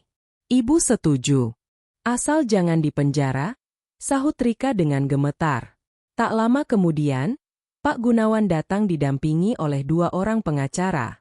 Ia tidak membawa Sarah. Bagi Sarah, melihat wajah mereka lagi adalah pemborosan waktu yang tidak perlu. Bisa kita bicara di ruang mediasi? Tanya Pak Gunawan tanpa basa-basi. Di dalam ruangan yang sempit itu, Pak Gunawan meletakkan sebuah map di atas meja. Nona Sarah bersedia mencabut laporan polisi terkait UU ITE dan pencemaran nama baik. Beliau juga bersedia tidak menuntut ganti rugi atas kerusakan mobil Pajero tersebut. Mata Ibu Lastri berbinar sesaat. Oh, Sarah memang anak baik. Ibu tahu dia masih sayang. Jangan dipotong dulu, tegas Pak Gunawan. Ada syaratnya. Dan syarat ini tidak bisa dinegosiasikan. Apa itu? Tanya Andi cepat. Pak Gunawan mengeluarkan sebuah dokumen dan sebuah perangkat kamera video. Pertama, Ibu Lastri dan Rika harus membuat video permintaan maaf secara terbuka di semua akun media sosial kalian. Video itu harus berisi pengakuan jujur bahwa semua tuduhan kalian adalah bohong, dan mengakui bahwa selama ini kalian hidup dari uang Nona Sarah. Wajah Ibu Lastri memerah. Apa? Itu sama saja mempermalukan ibu di depan seluruh dunia. Pilihannya adalah malu secara publik, atau menghabiskan sisa masa tua di balik jeruji besi. Ancaman hukuman UU ITE tidak main-main, Ibu Lastri, sahut pengacara Sarah dingin. Pak Gunawan melanjutkan. Kedua, Ibu Lastri harus menandatangani surat pernyataan untuk tidak pernah lagi mengganggu kehidupan Nona Sarah atau mengatasnamakan keluarga Wiratama dalam hal apapun. Dan ketiga, Pak Gunawan menatap Andi. Andi Pratama, Nona Sarah meminta Anda menandatangani surat cerai hari ini juga, dengan kesepakatan bahwa Anda tidak akan menuntut harta Ganagini sepeser pun, karena memang tidak ada harta yang Anda hasilkan selama pernikahan. Andi memejamkan mata. Ia sudah tahu ini akan terjadi. Aku setuju. Aku akan tanda tangan. Tapi syarat yang paling penting untuk Ibu Lastri adalah ini. Pak Gunawan mengeluarkan sebuah amplop kecil. Ibu harus kembali ke kompleks rumah Nona Sarah besok pagi. Bukan untuk masuk ke rumah, tapi untuk berdiri di depan gerbang dan meminta maaf secara langsung kepada para tetangga dan petugas keamanan yang dulu sering Ibu hina. Ibu harus membersihkan nama Nona Sarah di tempat Ibu merusaknya. Ibu Lastri ternganga. Itu adalah pukulan telak bagi egonya. Meminta maaf di depan Bu Tejo, Bu Darmi, dan orang-orang yang selama ini ia sombongkan? Itu lebih buruk daripada hukuman mati baginya. Ibu tidak mau. Itu terlalu merendahkan, seru Ibu Lastri. Kalau begitu, silakan masuk ke ruang pemeriksaan. Polisi sudah menunggu, ujar Pak Gunawan sambil berdiri. Tunggu, tunggu. Rika menarik lengan ibunya. Bu, lakukan saja. Daripada kita di penjara. Rika tidak mau punya catatan kriminal, Rika masih mau masa depan. Dengan tangan gemetar dan air mata penghinaan yang membanjiri wajahnya, Ibu Lastri akhirnya mengangguk. Baik, Ibu lakukan. Keesokan harinya, pemandangan luar biasa terjadi di depan gerbang rumah megah milik Sarah. Ibu Lastri berdiri dengan kepala tertunduk. Di sekelilingnya, para tetangga sudah berkumpul, termasuk Bu Tejo yang sudah siap dengan ponselnya untuk merekam momen langka itu. Saya Lastri. Suara Ibu Lastri terbata-bata melalui pengeras suara kecil. Saya ingin meminta maaf kepada menantu saya, Sarah Wiratama, dan kepada seluruh warga di sini. Semua yang saya katakan soal mobil dan rumah itu adalah bohong. Itu semua milik Sarah. Saya hanya menumpang dan saya tidak tahu diri. Saya telah memfitnah orang yang sudah menghidupi saya. Suara sorakan dan cibiran terdengar dari kerumunan tetangga. Nah, begitu dong jujur. Jangan cuma sombongnya aja digedein. Teriak seseorang dari kerumunan. Malu ya Bu? Makanya jangan injak menantu sendiri. Sahut Bu Darmi sambil tertawa puas. Ibu Lastri ingin rasanya bumi terbelah dan menelannya saat itu juga. Ia melihat ke arah balkon lantai 2 rumah tersebut. Di sana, Sarah berdiri tenang dengan segelas jus di tangannya. Sarah tidak tertawa, ia tidak mengejek. Ia hanya menatap dengan pandangan datar, seolah sedang melihat sebuah drama yang akhirnya mencapai akhir cerita. Setelah permintaan maaf selesai, Pak Gunawan memberikan kode agar masa bubar. Ia menghampiri Ibu Lastri dan menyerahkan sebuah koper kecil. Ini baju-baju terakhir kalian. Dan ini uang 1 juta rupiah untuk biaya hidup kalian selama beberapa hari ke depan.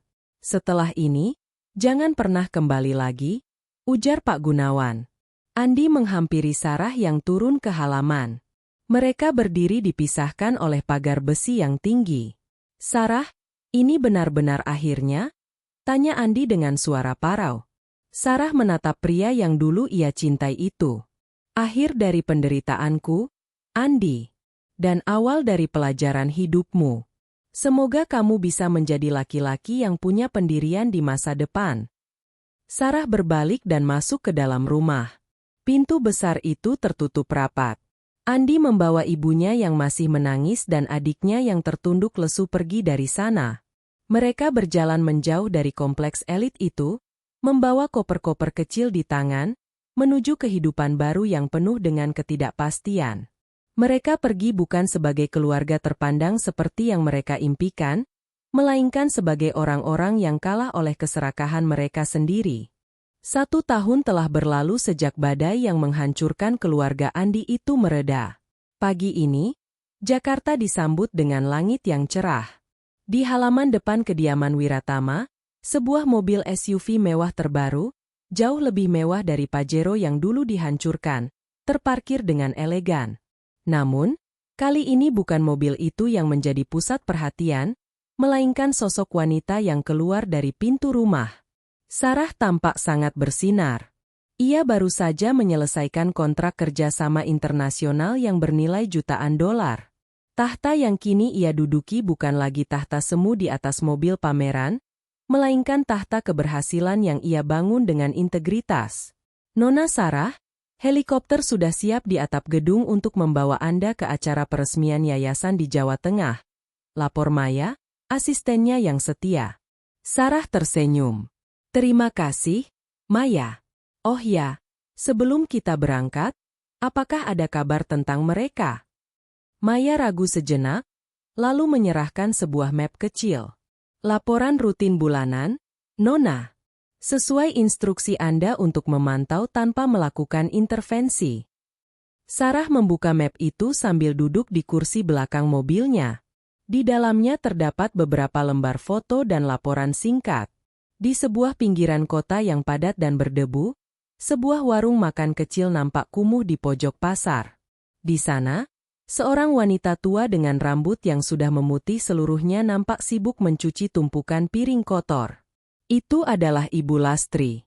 Tidak ada lagi daster sutra, tidak ada lagi perhiasan emas. Tangannya yang dulu ia klaim terlalu halus untuk menyentuh sabun, kini pecah-pecah karena deterjen murah. Setiap kali ada mobil besar lewat dan memercikan air genangan ke arahnya, Ibu Lastri hanya bisa mengusap wajahnya dengan kain kusam. Sesekali ia menatap ke jalanan, berharap ada keajaiban yang menjemputnya kembali ke rumah mewah. Namun, yang ia dapati hanyalah cibiran dari sesama pedagang pasar yang tahu tabiat aslinya. Rika? Laporannya menyebutkan bahwa ia mencoba bekerja sebagai sales kosmetik, namun sering berpindah-pindah karena sifatnya yang malas dan sering bertengkar dengan rekan kerja. Ia tinggal di sebuah kos-kosan sempit dan harus berhadapan dengan penagih utang akibat kebiasaan pinjaman online demi menjaga gengsinya di media sosial yang kini sepi pengikut. Sedangkan Andi, ia bekerja sebagai pengemudi ojek online dan buruh serabutan. Ia adalah satu-satunya yang benar-benar terpukul oleh rasa bersalah. Laporan itu menyebutkan Andi sering terlihat duduk melamun di depan gerbang lama rumah mereka, hanya untuk melihat dari jauh rumah yang pernah menjadi saksi bisu pengkhianatannya terhadap cinta Sarah. Sarah menutup map itu dengan perlahan. Tidak ada rasa dendam yang tersisa, namun juga tidak ada keinginan untuk kembali. Baginya, mereka adalah pelajaran berharga tentang bagaimana harta bisa menyingkap wajah asli seseorang. Beberapa jam kemudian, Sarah sampai di sebuah desa terpencil di Jawa Tengah. Di sana, ia meresmikan sebuah pusat pelatihan kerajinan kayu untuk warga lokal, bisnis yang dulu diremehkan oleh mertuanya sebagai bisnis tidak jelas. Saat memberikan pidato di depan ratusan warga, Sarah berdiri dengan anggun. Kehormatan seseorang tidak ditentukan oleh seberapa mewah mobil yang ia kendarai, atau seberapa megah rumah yang ia tempati, suara Sarah bergema melalui pengeras suara. Kehormatan sejati terletak pada bagaimana kita menghargai sesama manusia, terutama saat kita merasa berada di atas. Jangan pernah memamerkan apa yang bukan milikmu, dan jangan pernah menginjak mereka yang tulus padamu. Tepuk tangan meriah membahana. Pak Broto, yang duduk di barisan depan, menyeka air mata bangganya. Putrinya telah tumbuh melampaui segala ekspektasinya. Setelah acara selesai, Sarah berjalan menuju mobilnya. Tiba-tiba, ia melihat seorang pria berdiri di kejauhan, di balik kerumunan warga. Pria itu mengenakan jaket driver ojek yang sudah pudar warnanya. Matanya menatap Sarah dengan kerinduan yang sangat dalam. Itu Andi. Rupanya ia sengaja menempuh perjalanan jauh hanya untuk melihat Sarah dari kejauhan.